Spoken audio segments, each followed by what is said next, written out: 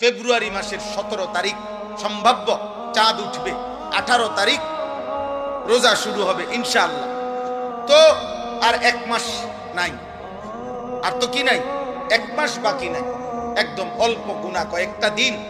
এই গুনাহ কয়েকটা দিন আগে আমি আপনাদের কাছে বললাম, কিশোর যুবক ভাই তোমাদের কাছে বললাম, মহান আল্লাহ পাক রব্বুল আলামিন প্রত্যেকটা ইমানদার মুমিনের কাছে খুব বেশি চায় যে বান্দা আমি তাকওয়া চাই, মানে তোমার জীবনটা এমন বানাও, গুনাহ থেকে বাঁচো, আমি আল্লাহর হুকুম পালন করো।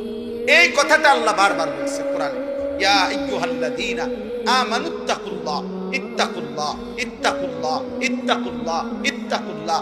হে ঈমানদার, আল্লাহকে ভয় করো, আল্লাহকে ভয় করো, আল্লাহকে ভয় করো, আল্লাহকে ভয় করো, আল্লাহকে ভয় করো।